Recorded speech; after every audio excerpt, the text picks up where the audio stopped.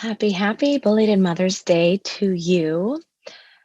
I was doing some scrolling, as you do, as we do.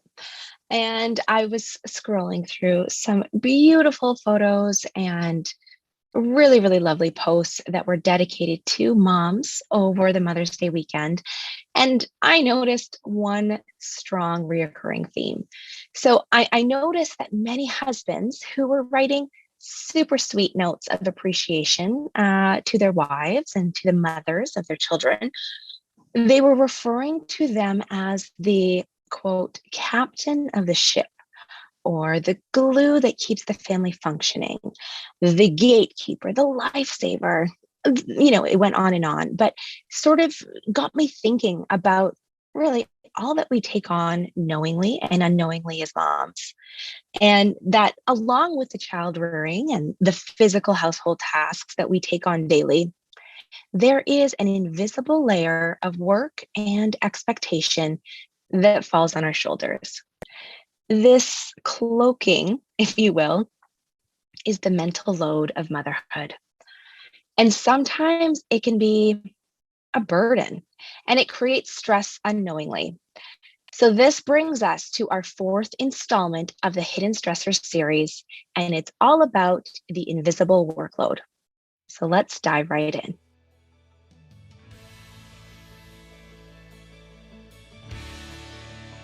Welcome to the Juggle is Real podcast. I'm your host, Andryanna. I'm a career-driven mom of 3 boys who went from burnout to finding balance, and I am on a mission to help other parents enjoy the juggle of work, family, and everything in between with a little less stress and a lot more ease, joy, and fun. What do you think? Are you with me? Let's get started. Thank you so much for being here. I'm really eager to get right into today's hidden stressor topic, the invisible workload. It sort of sums up everything that this Hidden Stressors series is all about, right? Like when we look to removing unwanted stress from our lives, we can come up short as we may not know where to look or how to start. Sometimes we don't even really know the areas that are causing our feeling of being stressed. And so that's why I've created this series on hidden stressors, just to share insights and topics that may unknowingly be the cause of your stress and the things that are wreaking havoc on your physical, mental, and emotional health. So I think this episode is the epitome of what all of this is about in terms of hidden stressors. So, what is the invisible workload and how can we remove some of this from our lives?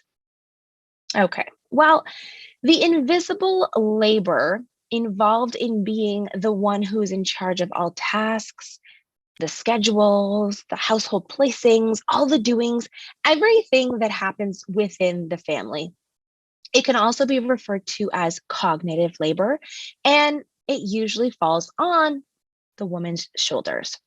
So, the important thing here is really that this invisible labor, the invisible workload, what the distinction is the intangibility, right? So, it's not outwardly seen, and more times than not, it goes unacknowledged.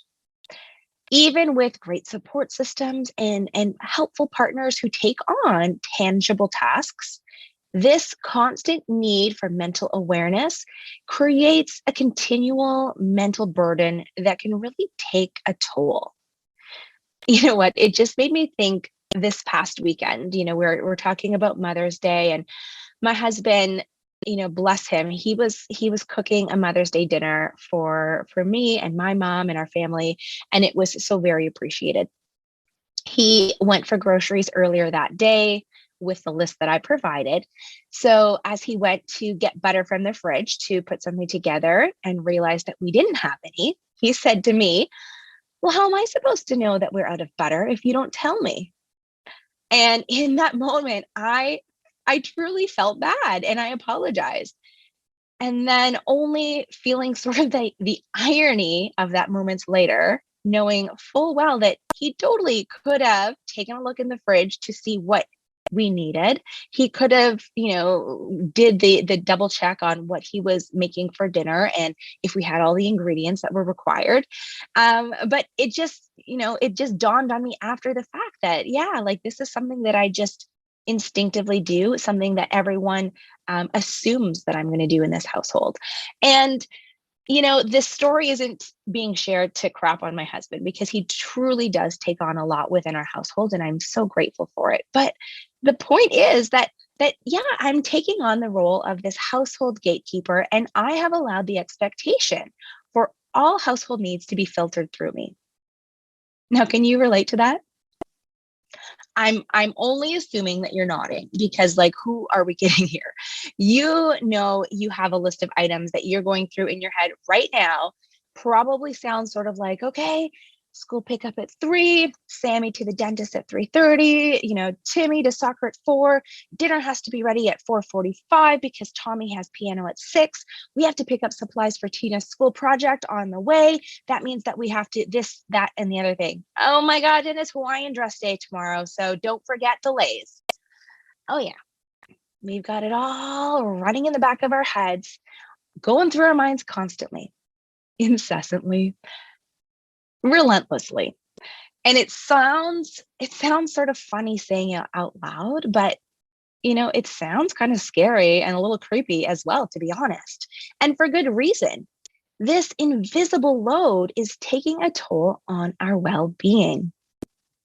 I was, intrigued about this. And so I was reading about some research, and I stumbled upon research done by Lucia Cicciola, who is a PhD psychologist at the Oklahoma State University. And her research was looking at the impacts of invisible labor on mothers. So this research that was done by Dr. Cicciola, and I am pronouncing it, I don't know, I studied abroad in Italy when I was in university. So I'm just totally going all Italian with this. I don't even know, but I'm pronouncing it Dr. Cicciola and her colleagues.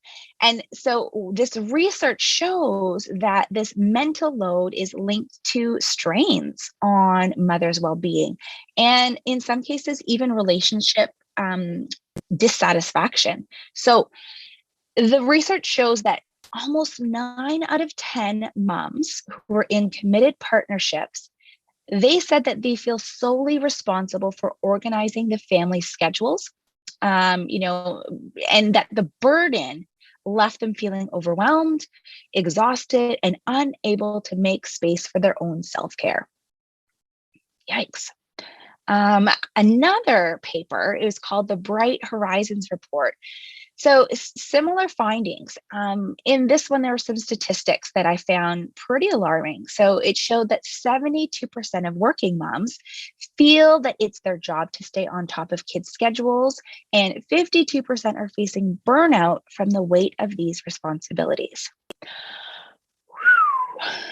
Like, whoa, hold the phone here. Geez, can we back it up and maybe like dump this load somewhere ASAP? Man, oh man, what an invisible workload of crap here. Now, I'm sharing this information, the things that I've read. Of course, I'm not doing this to, make you feel worse or, because it's all doom and gloom. So, me, I'm not doing that. What I'm trying to pinpoint here is that this could be a hidden stressor for you. And having this awareness is like for me, in my case, it's just been so eye-opening. And having the awareness is really the first step in creating change.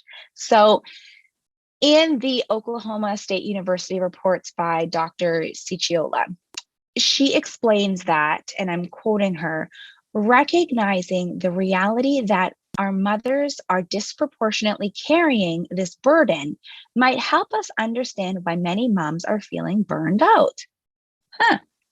There we go. There is sort of that little nugget, something that might be like, making you realize how this is, not necessarily your fault. But what can we do?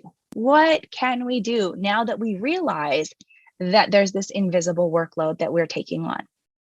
Well, I mean, let's be realistic. We're never going to get rid of all of the mental checks that we go through on an average day. A recent stat from Queen's University in Ontario shows that the average person has over 6,000 thoughts in a day. I'm going to go out and say, and this is not part of the research, but moms probably have way, way more than that. So yeah, we think a lot. So we're not going to get rid of all of the mental load totally. But I think we can learn to let go of some of the items that are making our invisible workload too heavy. So let's go over a few ways that maybe we can incorporate this in our lives. Well, the first thing that I want to share is a distinction that really helped breathe new awareness about some of the things that I was taking on that, I really didn't have to be. And it has to do with what we choose to take responsibility to and for. And there is a difference, what we take responsibility for and the responsibility to. So I'm going to read a little excerpt from an essay by Bob Proctor, where he says that the correct interpretation is you are responsible for your feelings and your results, not any other people, not another person's. You may be responsible to another person for one thing or another, but not for another person. The exception, of course, is when you choose to take on the responsibility of raising children until they reach the age of maturity. In that case, you're both responsible to and for them until such time that they become responsible for themselves. So, yes, of course, we are responsible for our children, but how far does this go? And when we look to taking on responsibility, perhaps there are areas that we can let go of where we don't need to be responsible for anyone else but ourselves and our children. So think about this in your life. Maybe we can let go of being responsible for everyone, being the person who's there for everyone, knowing that it's okay if someone else steps up, knowing that we don't have to begrudgingly take on tasks that we know is not going to serve us. And the biggest point here is that we can be responsible to people for the things that we take on, but we're not responsible for how they react. We're not responsible for their emotions, their feelings, and everything that's going on in their lives. So when we can let go of this, then I think it really opens up a lot for us because we're responsible for how we act. We're responsible for our feelings. And we're responsible for, making sure that our children are cared for and loved and protected. But that's about it. And I think that this is really freeing for me. And it kind of, took away some of that invisible workload. Now, let's, get into this in more of the nitty-gritty of the details of it all.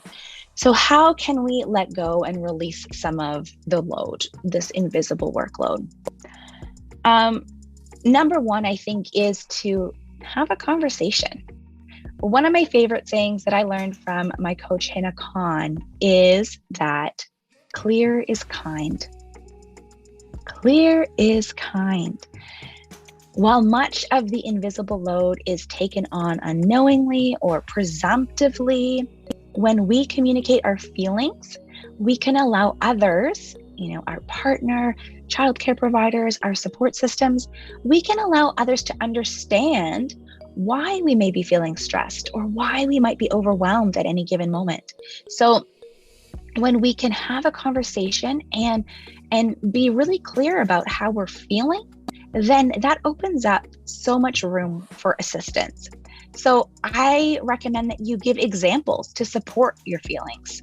So in the example that I used earlier about my husband Ryan and the butter for Mother's Day dinner, well, explaining how this is part of my mental burden and a stressor for me helped him to understand that, he can participate in the planning as well as the execution of tasks.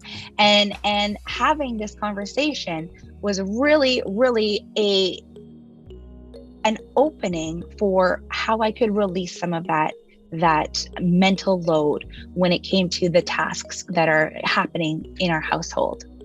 So how can you let go? How can you release some of that load? So have that conversation and then think about it. Are there tasks that you can totally remove from your plate? Can you unload that? Are there things that you can delegate and then take it off that workload? So here's an example. My friend delegated all school-related payments, like, pizza day money, or if there's a field trip or whatever the thing is that you would receive an alert for. All of that goes to her husband. So he receives the email notifications. He has to, click into the portal and make sure that all the kids have what they want and the appropriate quantities, and it's all on time, and et cetera, et cetera, et cetera. That is his task. And you know what? It's a small task, but it's something that my friend does not have to do, and it's not on her plate. So the less of these little things that we have to worry about, the less we're waking up in the middle of the night because we just remembered to, book the dog's grooming appointment, or we just remembered that, it's, sub day tomorrow and we didn't send in the order form. So ask yourself, am I really the only person who can be in charge of this? Really though? Like, really? Are you the only one, or can someone else do it? Can you get support somewhere else? And can you, release some of that load? Another great tip that I would love to share is, sort of has to do with taking action by not taking action, by taking a step back, by relinquishing control. And this sometimes, we can have a hard time with it, right? So taking action by not taking action. So if you're delegating, don't micromanage the situation, or, don't get in there and give your 2 cents or criticize. Don't hover to ensure that things are being done in the way that you would have done it. In order to release a task from our mental load, we have to actually let go of the outcome and be okay if it's not quite perfect or not quite done in the way that we would have liked it to be done, or in the way that we would have done it. And you know what? Sometimes the butter is missed on the grocery list, or someone might be late for a practice. C'est la vie. And I say this with love. La vie en rose begins with releasing the burden of worrying, planning, and micromanaging. So take action by not taking action. And when you are delegating, completely release it and know that, you know what? Let's be serious here. It always works out. Things always work out. And even, if it wasn't quite perfect, it gives us a funny story that we can share at the end of the day. So take action by not taking action. And then the final thing that I would like to share when it comes to, being aware of this invisible workload and releasing some of it is to do regular check-ins.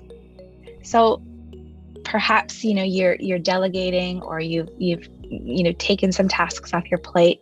But then are you starting to take on more and more in other areas? Are you letting things pile on? And are you finding that, the stress is adding up again?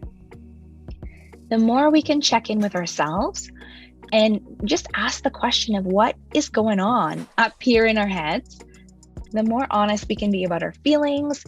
And if we're starting to feel overwhelmed or get really stressed. So the more regularly we can check in and, just be in tune with how we're feeling, the more we can share our feelings with those who truly want to help us.